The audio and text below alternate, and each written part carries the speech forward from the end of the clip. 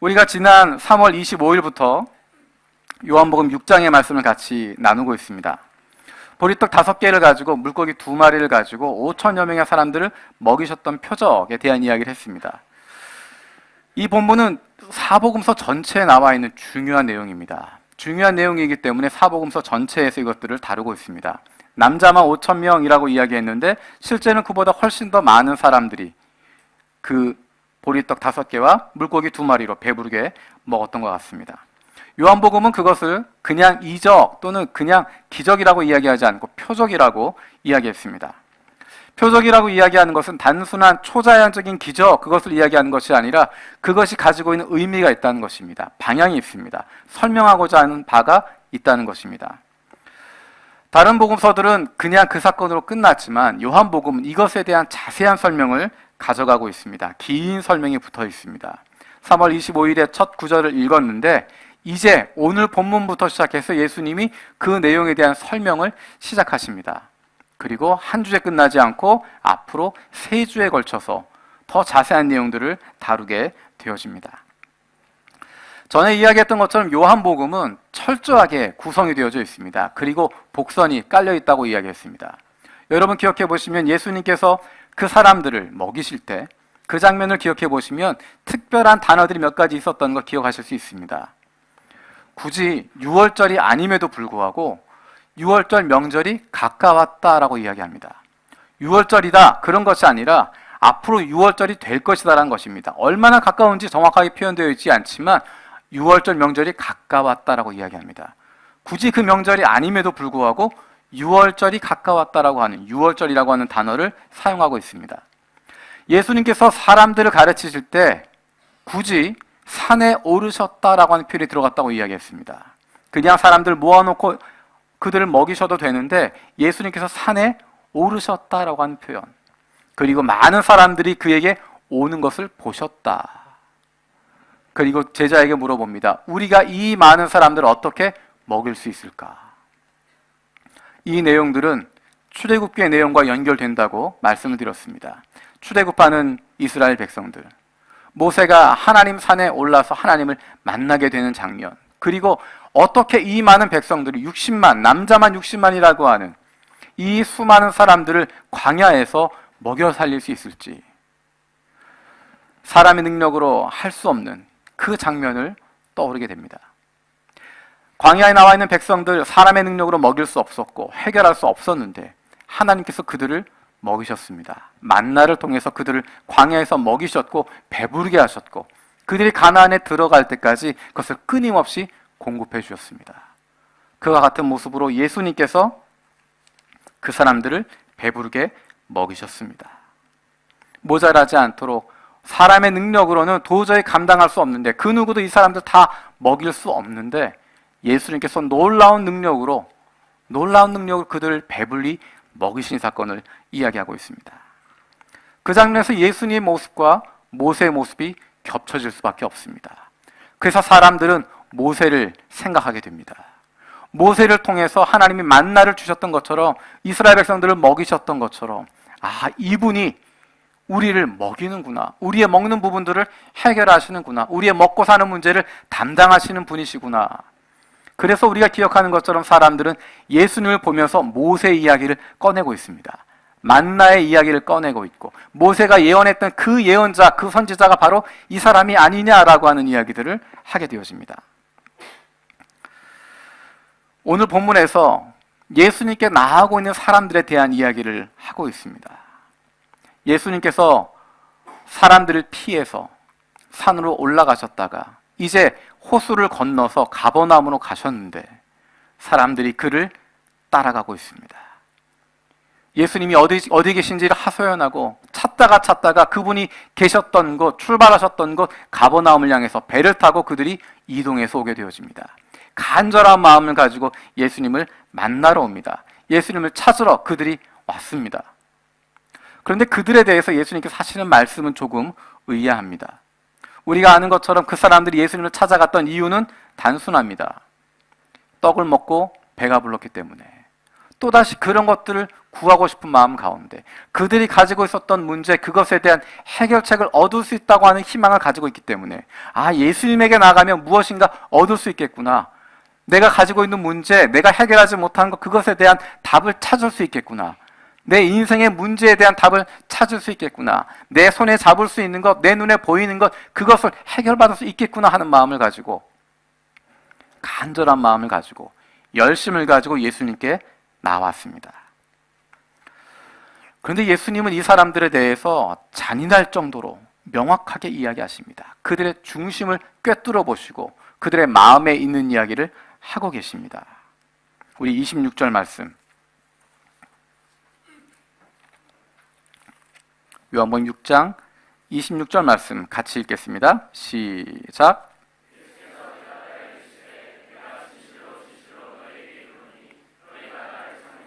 표적을 본 까닭이 아니요 떡을 먹고 배부른 까닭이로다. 쉽게 이야기하면 너희가 나를 찾아온 것, 구세주를 찾는 것, 하나님의 아들 만나기 위해서가 아니라, 그리스도를 만나기 위해서가 아니라, 영생을 얻기 위해서가 아니라 배부르기 위해서 왔구나. 내가 지난번에 만들었던 그런 떡 먹었던 거 보고 그 이야기 듣고 그런 문제 해결받으려고 왔구나.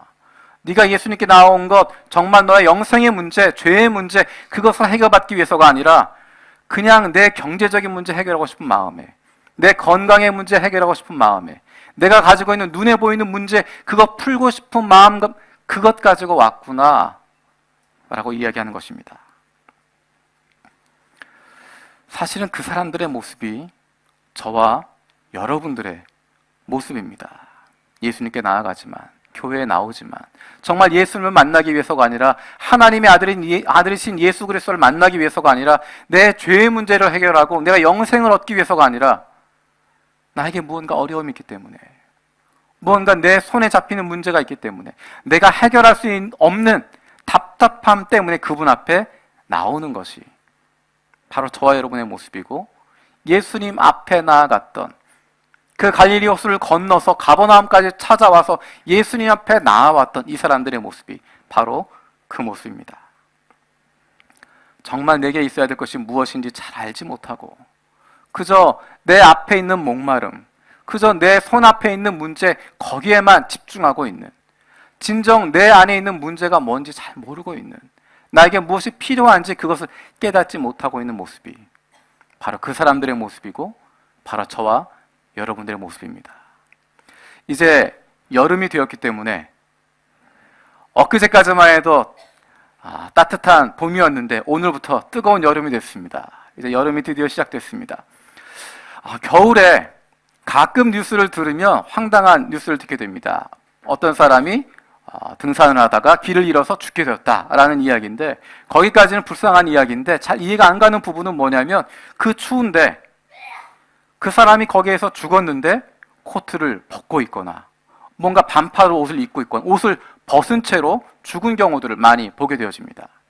거기에 대한 설명은 이렇게 이야기합니다. 저체온증으로 죽었다라고 이야기합니다. 그런데 그 추운 가운데서, 체온이 떨어지는 그 추운 상황 가운데서 왜 옷을 벗을까? 왜 더운 표정을 가지고, 무언가 더운 표정을 가진 채로 죽어있는 모습들을 보게 되어집니다. 왜 그렇게 될까? 저체온증이 생기게 되면, 체온이 떨어지기 시작하면, 몸에 있는 열을 빼앗기기 시작하면 우리의 몸이 거기에 맞추어서 움직이게 되어집니다. 우리의 몸을 지키기 위해서 핵심 장기들에만 혈액이 공급되어집니다. 그래서 그것들을 보호하기 위해서 근육이 수축되어집니다. 그러다 보면 시간이 지나가면서 뇌가 손상을 받기도 하고, 그래서 환각을 일으키기도 하고, 올바른 판단을 못 내리는 상태가 되어집니다. 그런데 그 가운데 어떤 일이 일어나냐면, 핵심 장기에 피를 보내기 위해서 말초혈관들을 수축시키는 것입니다. 그러니까 다른 곳으로 피가 안 가도록, 피부 쪽으로 피가 안 가도록 그것을 막는 것입니다. 그러기 위해서는 근육이 수축하는 것이고 몸에 힘이 들어가는 것입니다. 그러면서 몸 안에 있는 장기들의 따뜻한 피를 전달할 수 있도록 그렇게 붙잡는 것입니다. 저체온증이 조금 더 진행하고 나면 그 힘을 다 잃어버리게 됩니다. 온몸을 긴장했던, 근육이 수축했던 그 에너지를 잃어버리게 되고, 더 이상 그 힘을 갖지 못하게 되면 말초혈관들의 모세혈관에 갑자기 피가 공급되게 됩니다. 그러면 마치 온몸이 따뜻해지는 것처럼, 더워지는 것처럼, 피부로 갑자기 피가 쏠리게 되어지니까 갑자기 더위를 느끼게 된다는 것입니다. 분명히 눈 속에 있는데, 추운 폭풍우 가운데 있는데 자신도 모르는 사이에 덥다라고 느끼게 되는 것이고 옷을 하나둘씩 벗게 되는 것입니다. 그러다가 극심한 저체온증으로 죽게 되어지는 것입니다. 분명히 몸이 느끼기엔 더운 것 같은데, 땀이 나는 것 같은데, 옷을 벗어야 할 것 같은데, 그것은 그가 가지고 있는 착각이고 잘못 판단하는 것이고, 실제로 그에게 필요한 것은 더 따뜻하게 만들어야 하는 것인데 자기가 어찌할 바를 알지 못한다는 것입니다. 어쩌면 저와 여러분들이 우리가 저체온증에 걸려있는 사람처럼 되는지도 모르겠습니다. 무엇이 우리에게 필요한 것인지, 무엇이 우리에게 올바른 것인지 깨닫지 못하고 그저 내 손에 잡히는 대로, 내가 느껴지는 대로, 내 눈에 보이는 필요에만 집중하게 되고 올바른 판단할 수 없는, 내가 지금 목말라 죽고 있는데도 목이 마른 것인지 아닌지 깨닫지 못하고, 내 영혼이 죽어가고 있음에도 불구하고 나는 잘 살고 있는 것처럼, 아무런 문제 없는 것처럼 느끼게 되어지고,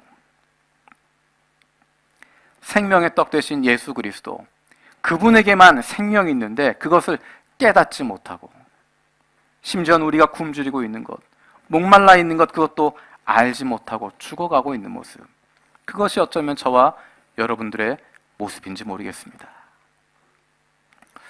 그런데 만약에 예수님께서 26절로 끝냈다 하시면 우리는 그 이상 할 이야기가 없습니다. 26절에 나와 있는 그 이야기가 맞습니다. 그 사람들은 예수님에게 떡을 보고 찾아왔습니다. 떡을 찾아왔습니다. 그들이 가지고 있는 무언가 욕구가 있어서 가지고 왔는데 예수님께서 정확하게 그들에게 그 말을 짚어서 이야기하십니다. 전곡을 찔러서 이야기하십니다. 먼 길을 왔지만, 수고했지만, 애썼지만 잘못된 동기를 가지고 왔구나. 올바른 것을 구하는 것이 아니라 네가 가지고 있는 그 욕심 때문에, 네가 가지고 있는 문제 해결받기 위해서 그것 때문에 왔구나. 전곡을 콕 찔러서 이야기하고 계십니다. 그러면 사실 더 이상 할 이야기가 없습니다. 기껏 애써서 바다 건너서 가버나움까지 왔는데, 기껏 새벽부터 애써서 주님 앞에 나왔는데 어쩌란 말이냐, 그러고 끝나버릴 수밖에 없습니다. 그런데 예수님께서는 그들을 그냥 보내지 않으셨습니다. 그들 안에 잘못된 동기가 있다고 하는 것 알고 계시는데, 그거 보고 계시는데, 다른 이유 때문에 왔구나 알고 계시는데 거기에서 멈추지 않으십니다.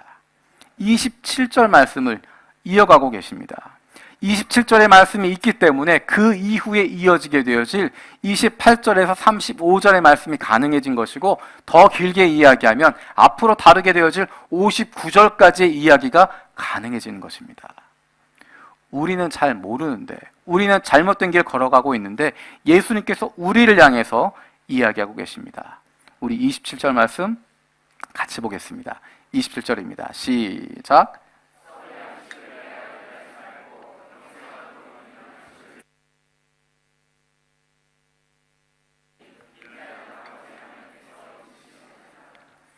양식을 위하여 일하지 말고 영생하도록 있을 양식을 위하여 하라. 사람들은 눈에 보이는 양식, 육신을 위한 양식, 그것만 바라보고 있었는데 예수님이 그들의 눈을 돌리고 계십니다. 사실 우리는 우리의 문제가 무엇인지 잘 모른다고 이야기했습니다. 우리는 믿음이 뭔지도 잘 모르고 어떻게 믿어야 할지도 모르고 무엇을 믿어야 할지도 잘 모릅니다. 이미 우리의 감각은 이미 죽어 있고 이미 우리의 영혼은 생명이 없고, 그래서 우리는 부족할 수밖에 없습니다. 어쩌면 오병이어 기적에 나왔던 빌립과 안드레, 그런 믿음도 우리에게는 없는 사람들입니다. 그럼에도 불구하고 예수님 우리에게 말씀하십니다. 괜찮다 말씀하십니다.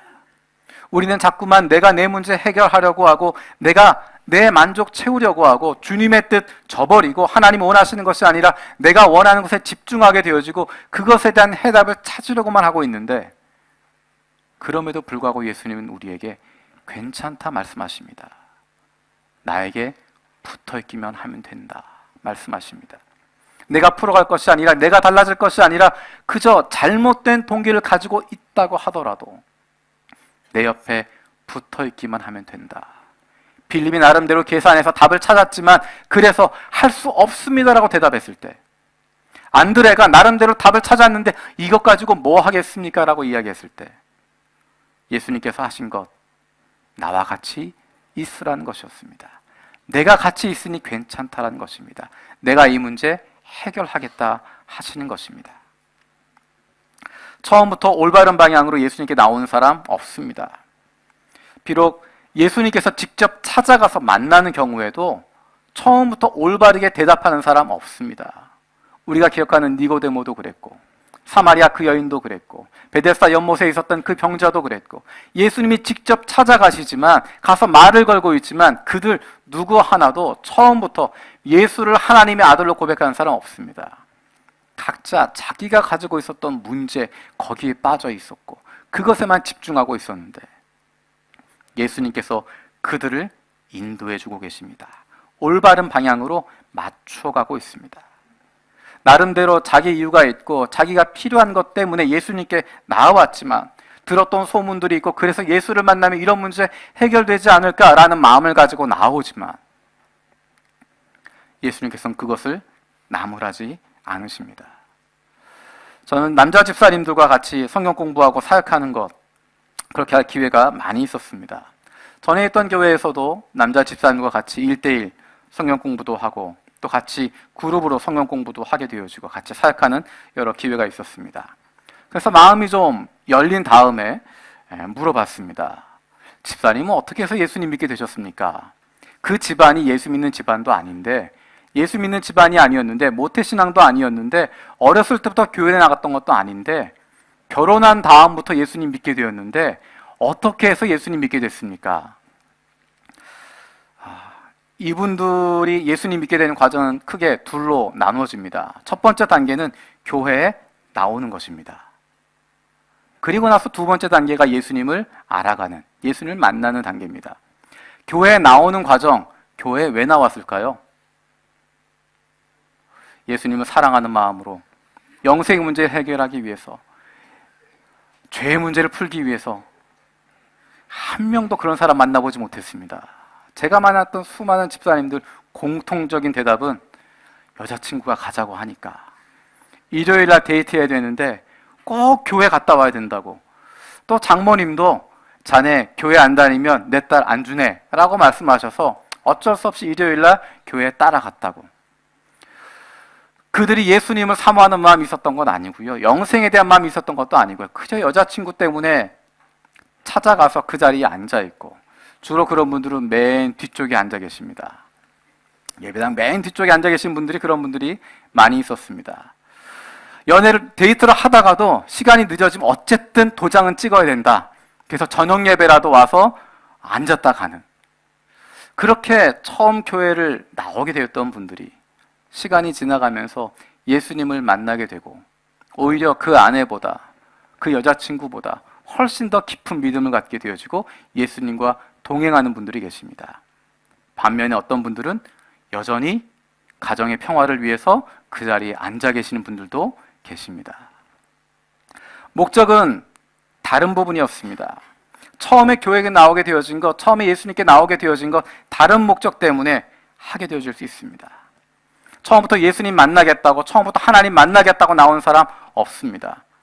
간혹 가다가 내가 하나님 만나야 되겠다, 예수님 만나야 되겠다라고 교회 나오는 분들 계시는데, 그분들이 생각하는 하나님은, 그분들이 생각하는 예수님은 다른 신들보다 더 강한, 다른 귀신보다 더 능력이 있는, 초월적인 능력을 가지고 있는 더 힘센 신으로서의 예수신, 하나님의 신, 그런 것을 이야기하는 것이지, 내가 무언가 조작을 하면, 내가 무언가 열심을 하면 나에게 복을 내려줄 수 있는, 나에게 재앙을 물리쳐 줄 수 있는 그런 우상으로서의 예수님 또는 하나님 신을 믿는 것이지, 성경이 이야기하고 있는 하나님, 성경이 말씀하고 있는 예수님, 그분을 처음부터 찾아가는 사람 아무도 없습니다. 처음엔 그렇게 시작하는 것입니다. 그리고 과정을 거치면서 예수님을 만나게 되는 것입니다. 물론 문제는 그렇게 시작해서 10년, 20년이 되었는데도 여전히 여전히 처음에 그 목적만 가지고 있다고 한다면, 여전히 그때 그 생각만 가지고 있다고 한다면 그것은 문제가 있는 것입니다. 교회에 오면, 복음을 들으면 그의 삶이 달라지기 때문입니다. 요즘 기도하면서 고민하는 한 가지가 있습니다. 그것은 캠퍼스 라이브 그 다음에 우리가 무엇을 할 것인가 하는 것입니다.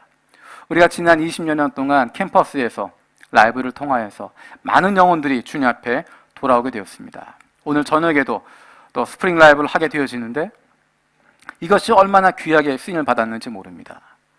그런데 이제 고민하는 것은 이제 2010년대, 2020년대를 살아가는 대학생들에게 어떻게 복음을 전할 것인가? 2000년도에 썼던 그 방식을 여전히 고수할 수 있을 것인가? 2000년대에 사용했던 그 방식, 20년 전에 통했던 그것이 앞으로 10년 뒤, 20년 뒤에도 통할 수 있을까? 어떻게 달라져야 할까? 이제는 40대, 50대가 되어지고 30대, 40대, 50대가 되어진 우리들이 어떻게 복음을 전할 것인가? 우리 주변에 있는 사람들에게, 내 친구들에게, 내 이웃들에게 어떻게 복음을 나눌 수 있을 것인가? 그것에 대해서 기도하면서 고민하고 있습니다. 그것에 대해서 마츠바라 목사와 같이 이야기하다가 이런 이야기를 들었습니다. 일본 대학생들에게 있어서 가장 중요한 것은 감성적인 터치입니다. 내가 사랑받고 있다고 하는 것, 그것을 듣는 것이 얼마나 귀중한지 모른다고 이야기합니다. 그래서 일본 사람들이 가장 좋아하는 노래, 가장 좋아하는 한국 찬양, 당신은 사랑받기 위해 태어난 사람. 교회가 아닌 곳에서도 일본 사람들 모이는 곳에서 그 노래를 부르는 것을 여러 번 들어봤습니다. 당신은 사랑받기 위해 태어난 사람. 그것에 감동받게 되어지고 은혜받게 되어지고 기쁨을 알게 되어지고, 그래서 교회에 나오게 되어지고 예수님 믿게 되어지고, 그렇게 시작하는데 10년이 지나고 20년이 지났는데도 여전히 누군가가 나에게 당신은 사랑받기 위해 태어난 사람, 그 노래 불러주기만 바라고 있다면, 여전히 누군가가 나에게 당신은 사랑받기 위해 태어난 사람이라고 축복해 주는 것, 그것 듣는 것만, 그것 받는 것만, 그것만 바라고 있다고 한다면 그것은 무엇인가 잘못된 것입니다. 거기에만 머물러 있으면 안 됩니다. 언제까지 그 상태에 있는 것이 아니라 그 사랑이 어떤 사랑인지, 왜 그분이 나를 사랑하고 계시는지, 나는 그 사랑을 받아서 어떻게 달라지는지, 내가 그 사랑을 다른 사람들에게 어떻게 나누어 줄 수 있을지, 나는 어떻게 다른 사람들을 축복하고 다른 사람들에게 복을 줄 수 있는 사람이, 복을 나누어 줄 수 있는 사람이 될 수 있을지, 그 다음 단계로 고민이 필요하고 그 다음 단계로 성장할 수 있어야 됩니다. 그것이 바로 예수님을 닮아가는 예수님의 제자가 되어가는 삶입니다. 그런데 놀라운 것은 예수님께서는 다른 목적을 가지고 예수님께 나오는 사람들에게도 여전히 내 욕심 가지고 있고, 여전히 내 이기심을 가지고 있고, 여전히 내 유익을 위해서 예수님 따르고 있는 사람들에게도 그들을 나무라지 않으신다는 것입니다. 오히려 그들에게 차근차근 설명해 주고 계십니다. 차분히 그들이 알아들을 수 있도록, 그들의 믿음의 방향이 바뀔 수 있도록, 그동안 그들이 볼 수 없었던 것 볼 수 있도록, 그동안 듣지 못했던 것 들을 수 있도록 차분히 설명해 주고 계십니다. 사람들에게 예수님이 누구인지에 대해서 설명을 해 주고 계십니다. 그래서 그들이 가지고 있었던 잘못된 생각 바꿀 수 있도록, 그들에게 예수님께 나올 수 있도록, 올바른 방향으로 올 수 있도록 예수님이 이끌어주고 계십니다. 우리가 읽었던 본문의 말씀이 바로 그 초청의 말씀입니다. 예수님이 사람들과의 대화를 통하여서 26절에서 그들의 상황을 이야기했지만 27절부터 시작되는 내용을 통하여서 그들과의 대화를 이끌어가고 계십니다. 그리고 하나씩 그들의 마음이 예수님께로 다가올 수 있도록, 그들의 마음이 영생을 향해 나아갈 수 있도록 조금씩 이끌어주고 계십니다. 이 시간에 그 생각하면서 같이 성경을 다시 한번 읽어봤으면 좋겠습니다. 조금 전에 읽었던 방식으로는 느낌이 잘 안 올 것 같아요. 그래서 좀 역할을 나눠서 하도록 하겠습니다. 예수님이 말씀하시는 부분, 누가 읽으면 좋을까요? 여러분이 읽으시면 되겠습니다.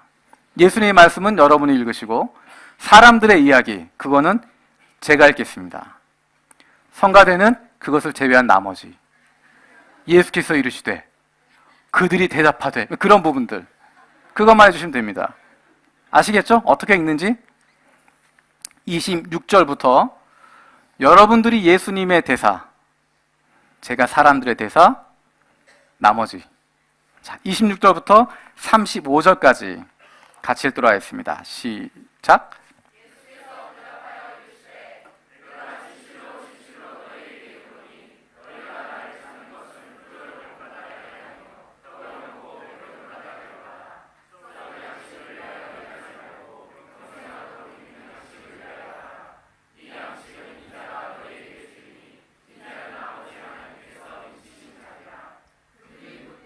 우리가 어떻게 하여야 하나님의 일을 하오리이까?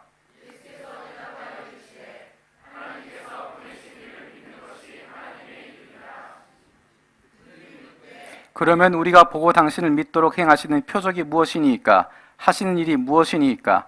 기록된 바 하늘에서 그들에게 떡을 주어 먹게 하였다함과 같이 우리 조상들은 광야에서 만나를 먹었나이다.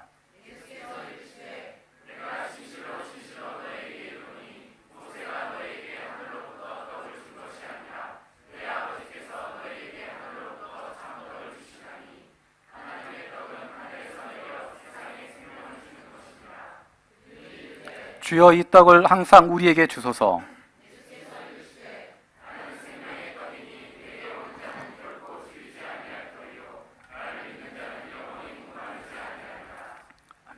자, 여러분 좀 와닿으시죠?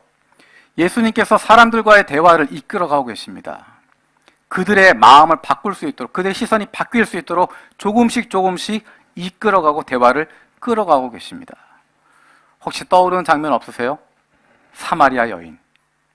예수님께서 그 대화를 이끌어가고 계십니다. 처음에 그의 이야기로 시작하지만 조금씩 예수님께서 대화를 이끌어 가시면서 영생으로 이끌어가도록 만들고 계십니다. 우리 한번 확인해 보겠습니다. 요한복음 4장 13절 14절 말씀 같이 읽겠습니다. 시작. 예수 대답하여 이르시되 이 물을 마시는 자마다 다시 목마르려니와 내가 주는 물을 마시는 자는 영원히 목마르지 아니하리니 내가 주는 물은 그 속에서 영생하도록 솟아내는 샘물이 되리라. 조금 전에 읽었던 본문과 비슷한 이야기입니다. 사람들이 예수님에게 대답합니다. 주여 우리에게도 그 떡을 주십시오. 사마리아 여인의 대답도 똑같은 대답이었습니다. 우리 4장 15절 읽어보겠습니다. 4장 15절 시작. 머르지도 않고 또 여기 물 기르러 오지도 않게 하옵소서. 이 사람들도 엉뚱한 대답 같고 이 여인도 제대로 초점을 맞추지 못한 대답 같은데 예수님은 그들을 나무라지 않으십니다. 그리고 그 다음 이야기를 이끌어가고 계십니다. 지금 읽었던 영원히 솟아나는 샘물이 된다고 하는 말씀, 이 말씀은 초막절에 예수님께서 예루살렘 성전에 올라가셔서 하셨던 본문에도 나와 있는 내용입니다. 우리 요한복음 7장 37절, 38절 같이 읽겠습니다. 시작. 끝날 곧 큰 날에 예수께서 서서 외쳐 이르시되 누구든지 목마르거든 내게로 와서 마시라. 나를 믿는 자는 성경의 이름과 같이 그 배에서 생수의 강이 흘러나오리라 하시니. 아멘. 앞에서 하셨던 말씀과 같은 말씀을 다시 한번 선언하고 계십니다. 그런데 앞에 있었던 사마리아 여인의 이야기, 또 가버나움에서 그 사람들의 이야기와 다른 것은 무엇이냐면 예수님의 말씀을 듣고 사람들이 반응한다는 것입니다. 사람들이 둘로 나뉘어집니다. 우리 40절부터 41절까지 요한복음 7장 40절에 41절 같이 읽겠습니다. 시작. 이 사람이 참으로 그 선지자라 하며 어떤 사람은 그리스도라 하며 어떤 이들은 그리스도가 어찌 갈릴리에서 나오겠느냐. 어떤 사람들은 이분이 그 선지자구나, 이분이 그리스도구나 라고 인정하는 사람이 있고, 어떤 사람은 이 사람은 그리스도일 리가 없다라고 이야기합니다. 그것에 대한 반응이 사람들이 둘로 나뉘게 되어집니다. 그 길을 따라가는 사람과 그를 버리는 사람으로. 오늘부터 읽었던 이 본문의 말씀, 이제 59절까지 선포되어질 예수님의 그 메시지를 듣고도 사람들의 반응은 둘로 나눠지게 됩니다. 제자들의 반응도 둘로 나눠지게 됩니다. 그 말씀을 듣고 영생의 말씀이 여기에 있사오니 내가 여기에 머물겠습니다라고 남아있는 사람들과 도저히 이해할 수 없다고, 도저히 나는 받아들일 수 없다고 떠나가는 사람들과 둘로 나누게 되어집니다. 하나님의 말씀을 대하고 나면 그 다음 우리에게 주어지는 것, 결단을 내리는 것입니다. 그 말씀을 들으면 내가 그 말씀대로 순종할 것인지, 아니면 그냥 듣고 지나갈 것인지 내 위치를 결정해야 됩니다. 사실 우리는 부족한 사람들입니다. 조금 전에 이야기했던 것처럼 빌립과 안드렛보다 믿음이 없는 사람들이고 부족한 사람들입니다. 주님께 내어드리기보다는 자꾸만 내가 해결하려고 하고, 주님이 원하시는 것보다 내 마음에 드는 것, 내 생각에 드는 것, 그것 가져가려고 하고, 나에게만 자꾸만 시선을 집중하고 있는 사람이고, 그래서 엉뚱한 것에 관심을 가지고 정작 찾고 구해야 할 것 잊어버리고, 하나님 말씀 들으면서도, 예수님 말씀 들으면서도 내 관심사에만, 내가 먹고 사는 문제에만, 내 손에 잡히는 것에만, 거기만 관심을 두고 몰두하고 살아가는 것이 사실은 저와 여러분들의 모습입니다. 하지만 성경은 우리에게 이야기합니다. 괜찮다 이야기합니다. 그분과 함께 있으면 된다라고 이야기합니다. 우리가 부족하지만, 모자라지만, 우리의 믿음 연약해서 흔들리고 있지만, 예수님을 향하는 것이 아니라 어쩌면 나를 향하고 있고, 하나님이 원하시는 그 길이 아니라 내 욕심을 따라가고 있는 그 걸음을 걸어가고 있는지 모르겠지만 괜찮다. 주님과 함께 있기만 하면, 주님과 함께 동행하고 있기만 하면, 그분 안에 붙잡혀 있기만 하면 괜찮다 말씀하십니다. 왜냐하면 그분과 함께하고 있으면, 예수님의 말씀을 듣고 있으면, 그분의 음성에 귀를 기울이고 있으면, 그러면 달라지기 때문입니다. 예수님이 우리를 바꿔주시고, 예수님이 우리의 갈 길을 새롭게 만들어주시고, 우리가 노력해서 되는 것이 아니라, 내가 깨달으려고 노력해서 되는 것이 아니라, 그저 주님 같이 있기만 하며, 주님 떠나지만 않고 있으면, 그 옆에 머물러 있기만 하면, 예수님께서 사람들과 대화를 하시면서 그들을 이끌어 가셨던 것처럼 주님의 말씀을 통해서 우리를 변화시키시고 바꾸어 주시고 이끌어 주시는 것입니다.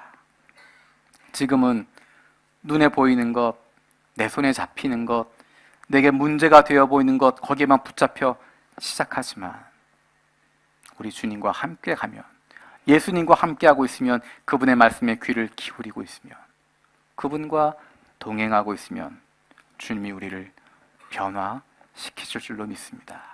그 변화가 저와 여러분 가운데, 우리 교회 가운데 있게 되시길 원합니다. 기도하겠습니다. 살아계신 아버지 하나님 감사드립니다. 사람들은 먹을 양식을 위해서, 눈에 보이는 문제를 풀어가기 위해서, 자신들의 욕심을 채우기 위해서 예수님을 찾아왔지만,